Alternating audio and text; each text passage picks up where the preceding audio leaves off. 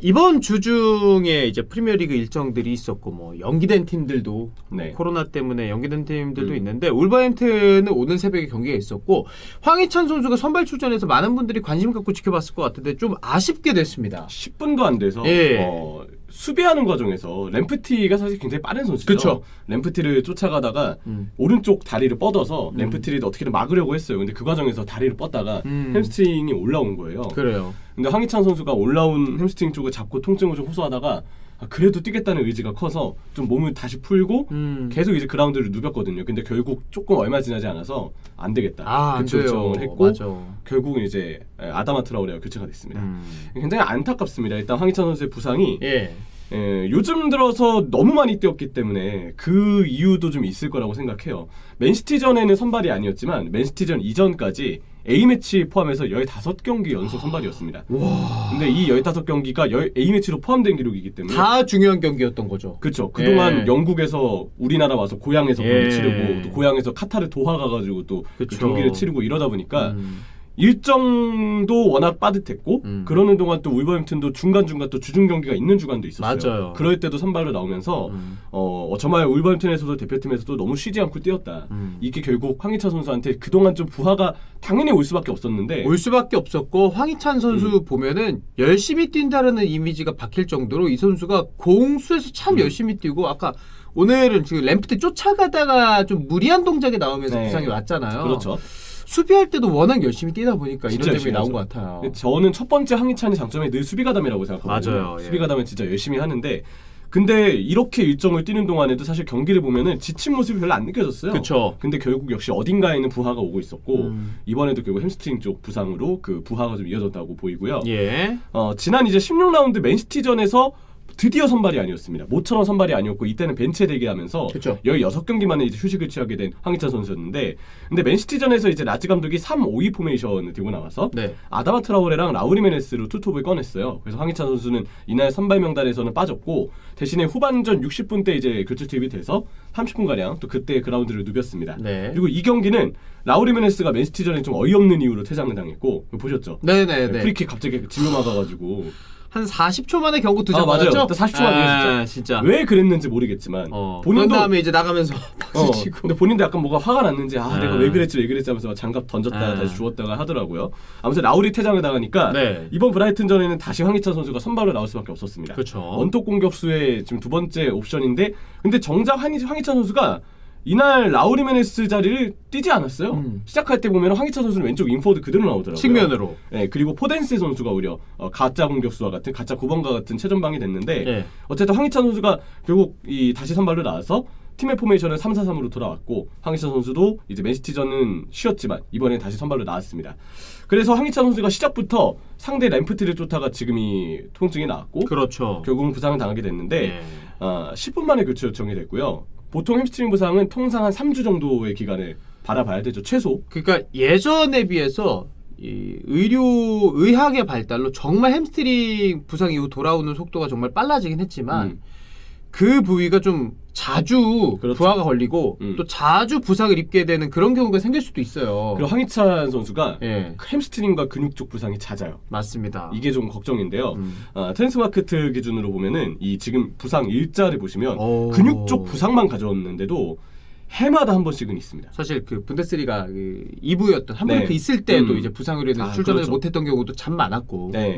그리고 이 이외에도 뭐 인대 부상 쪽, 아니면 뭐 타박 부상과 같은, 아니면 지난 시즌에 또 코로나의 확진도 있었죠.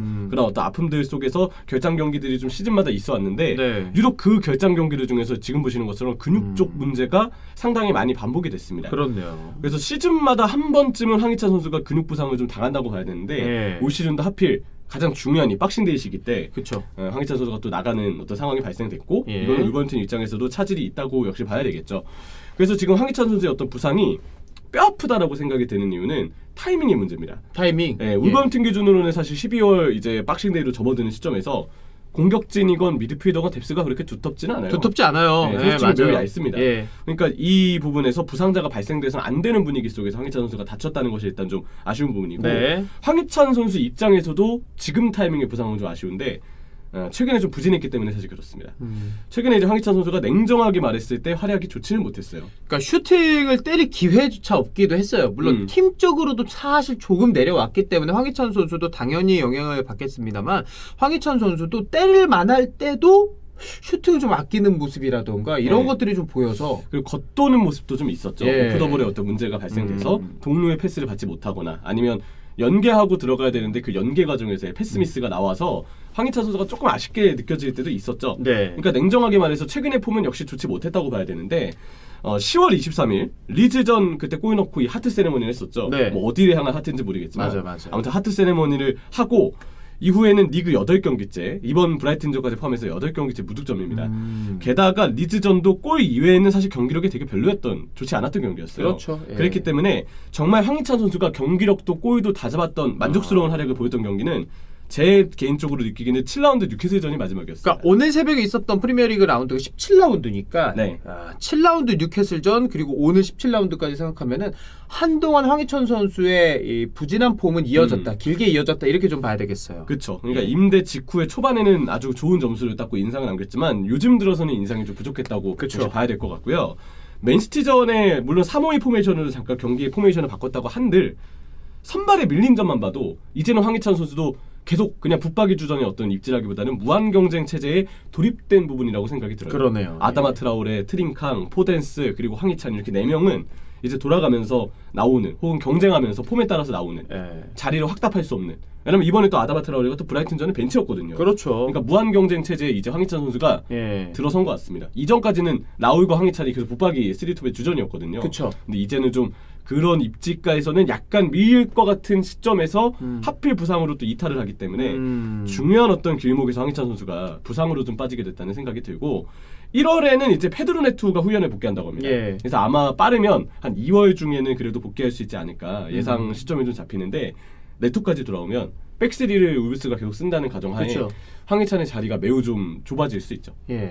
황희찬 선수가 좀 활약을 한동안 하지 못했고 또 부상이라는 변수를 맞았기 때문에 더욱더 안타까운 타이밍이다라고 생각이 들 수밖에 없고 그러면은 좌우 측면 말고 라울 히메네스의 대체 혹은 라울 히메네스와 중앙에서 활약할 수는 없을까 이런 생각은 좀 들긴 하는데 그렇죠. 라울이 돌아와서 라울이 이제 징계니까 빠르게 돌아오고 황희찬 선수가 또 왼쪽 윙포워드로 뛰어서 라울이 만들어주는 공간에 황희찬이 들어가는 게 제일 베스트죠.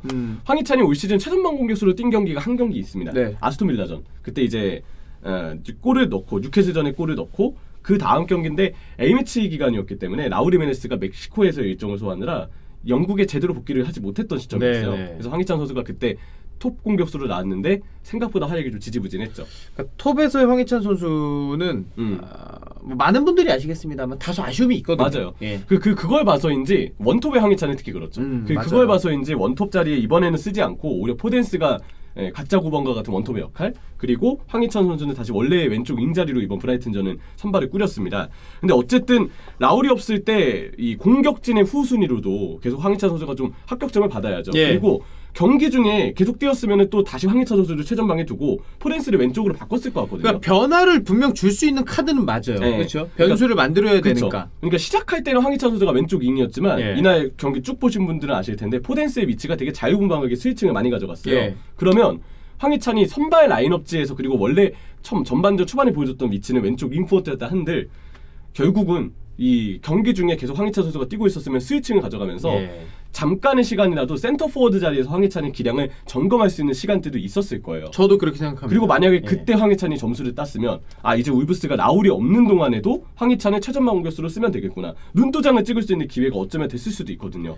그러니까 라울 히메네스가 원톱에 있어서 울버햄튼에게는 굉장히 중요한 자원은 맞는데 라울 히메네스도 폼이 예전 같지는 않은 건 맞거든요. 그럼요. 약간 기복이 없을 수가 없어요. 이 몸 상태 자체가 부상으로 빠져있는 기간도 있었고 그런데도 지금 기량을 이 정도로 유지해주는 게 대단한 거니까. 그럼요. 근데 라울에게 너무 많은 견제가 따라오다 보니까 결국 라울이 못 나오거나 아니면 라울에 뭔가 변화를 줘야 될 때 또 다른 옵션이 누가 있을까에 대해서 이번에 분명 합격점을 받았어야 됐어요. 황희찬 선수 개인에게 있어서는 라울 히메네스가 징계로 나오지 못했던 오늘 새벽의 경기가 사실 중요할 수 있었죠. 그렇죠. 입지 때문에도 그렇고 뭔가 반전을 맞이하기 위해서도 그렇고 또 라울이 없다는 점에서 라울이 없을 때 저를 이렇게 쓰면 됩니다 라고 보여줄 수 있는 어쩌면 시험대가 될 수 있었기 때문에. 맞아요. 근데 이 시간들이 모두 10분도 되지 않은 시간에 부상으로 끝났기 때문에 결국은 좀 아쉽게 다가오는 것 같습니다.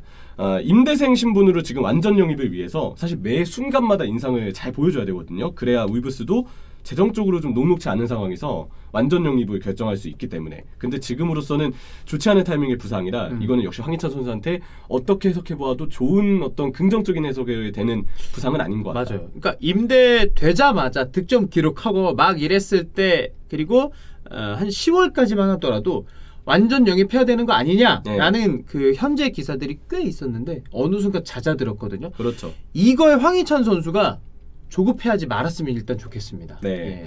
자, 황희찬 선수가 그러면 이 햄스트링 부상으로 어떤 경기들을 빠질 것 같나? 네. 일단 12월 한 달 동안은 아마 경기를 못 뛴다고 봐야 할 것 같아요. 그렇죠. 한 3주라고 봤을 때 네. 최소. 그리고 정밀 검사 결과가 나와서 좀 어느 정도의 이탈이 예고되는지는 좀 지켜봐야 될 것 같고 네. 12월의 일정을 보면 첼시와의 홈 경기를 이번 주말에 갔습니다. 와포드와의 홈 경기도 이번 주말에 있고 아스날 원정 경기가 또 이제 12월 말에 있죠. 야, 다 쉽지가 않네. 네, 첼시, 와포드, 아스날.